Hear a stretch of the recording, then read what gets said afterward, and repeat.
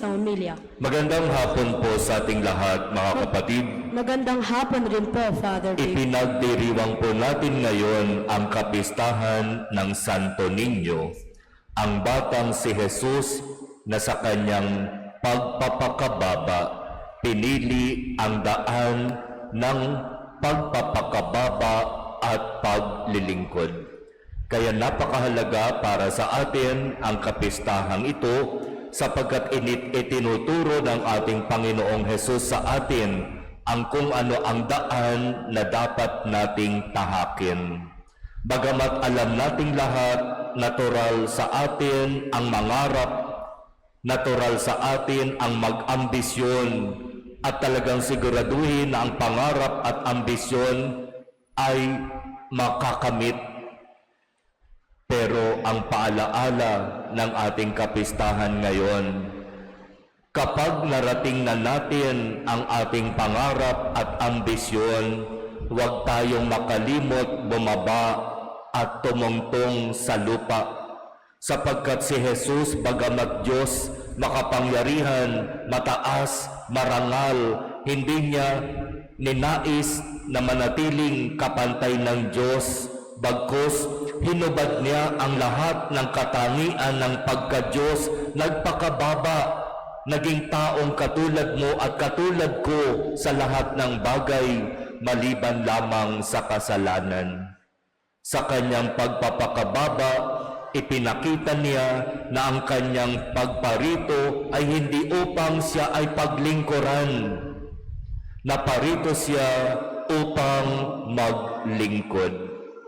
Kaya iyan, mga kapatid, ang mahalagang aral na tinuturo sa atin ng ating kapistahan ngayon. Nakakatuwang magdiwang ng banal na misa sa oras na ito tuwing ikatlong linggo ng bawat buwan, sapagkat ang kumakanta para sa atin, ang namumuno at nag-aanyaya sa ating sumabay sa awit ay mga bata. At kung titignan natin sila doon, dumarami na sila. Halos ang buong choir loop ay kulang para sa kanila. Nagdadagdag pa ng mga additional monoblocks para sa kanila. At ngayon yung mga nag-serve sa Mass, kung inyong napansin, hindi yung usual na matatangkad na mga pontifical servers ang nag-serve sa Mass, yung mga maliliit, yung mga bata. At siyempre, ang ating lektor at ang ating commentator ay mga bata din. May malaking pag-asa ang ating simbahan sapagkat nandirito ang mga bata na sinasabi nga ni Dr. Jose Rizal, pag-asa ng bayan. Merong magandang pagnilayan tungkol sa kapistahan natin ngayon. Ito ay pagninilay tungkol sa sinasabi ng dating provincial ng mga paring Jesuita. Sinasabi nitong dating provincial na ito na ang pangalan ay si Father Horacio de la Costa. Ang Pilipinas, mayaman. Mayaman tayo sa mga bata. Maaaring hindi masyadong totoo sa Concepcion 2, pero pumunta ka ng Kupang, pumunta ka ng Baybay Sapa, pumunta ka sa mga lugar na kabayanan, makikita mo totoo ang kayamanan ng ating bansa ay mga bata. Na kapag hindi ka nag-ingat sa paglalakad o sa pagdadrive sa mga lugar na maraming bata, makakadisgrasya. Yan ang sinasabi ni Father de la Costa na kayamanan ng ating bansa. Maraming mga bata. At ang ikalawang kayamanan na sinasabi niya, ang mga Pilipino parang bata. Palaging masaya, palaging nakangiti, para bang walang problema, na kahit merong problema, nakangiti pa rin. Na kapag tinanong mo, bakit parang masaya ka? Di ba may problema ka? Eh bakit ako magmumukmok? Eh bakit ako malulungkot? May problema na nga. Eh di maging masaya na lang. Eh ganyan tayo eh. Iyan ang Pinoy. Masaya at halos napakaraming mga bata sa paligid. At iyan ay kayamanang maituturing ayon sa sinasabi ng dating provincial ng Society of Jesus. Mayaman tayo sa mga bata at sa ating pagiging masayahin. At kung pagninilayan namin, totoo naman, di ba? Kung nais nating tularan ang ating Panginoon, ano ang sabi niya? Tandaan ninyo ito kapag hindi kayo nagbago at tumulad sa mga bata, hindi kayo mapapabilang sa mga pinaghaharian ng Diyos. At ano ba yung dapat nating tularan sa mga bata? Yung kanilang kababaang loob. Ang mga bata hindi nagtatanim ng galit. Makikita mo yan nag-aaway, pero maya-maya magkabati na, parang walang nangyari. Ang magkaaway yung mga magulang. Kumbaga, tapos na yung away sa mga bata, ang mga matatanda, hindi pa. Dadaan pa ang maraming araw at maaaring buwan bago magkasundo ang matatandang iyan. Ang titigas kasi ng ulo.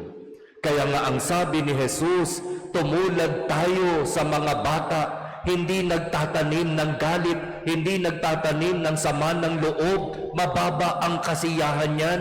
Bigyan mo ng isang candy, masaya na yan.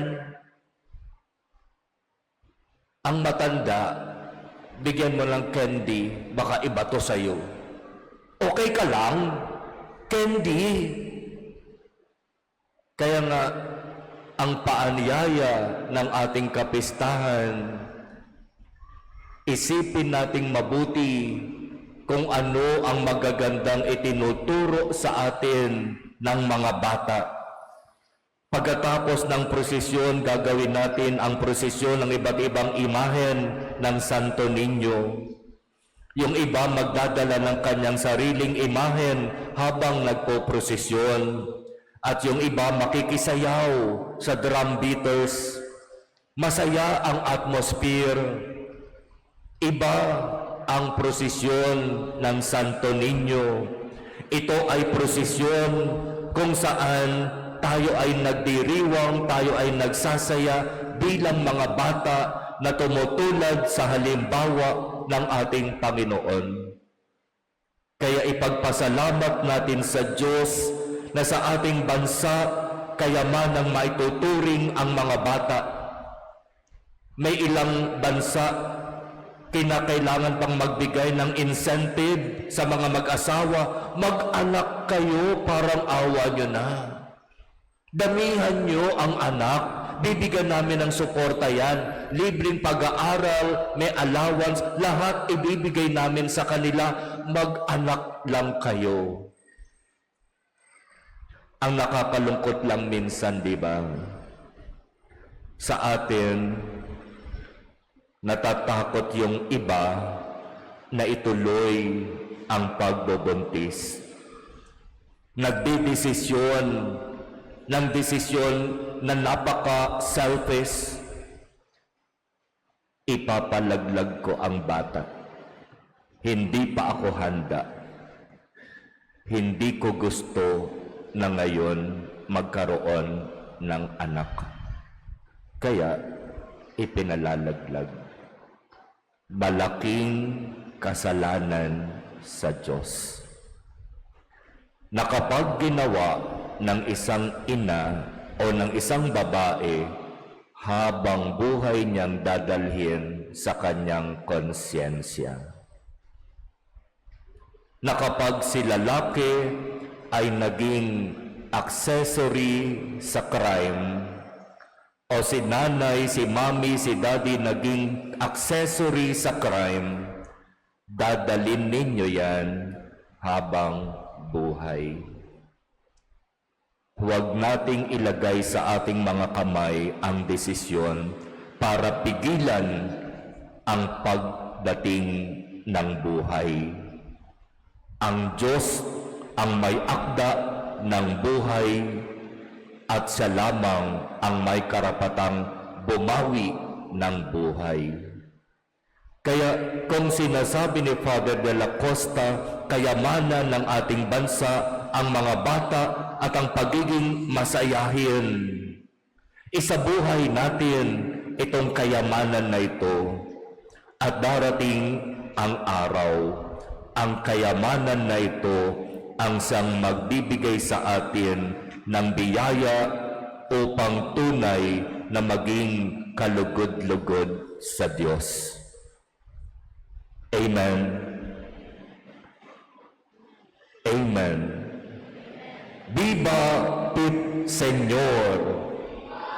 Palakpakan natin siya.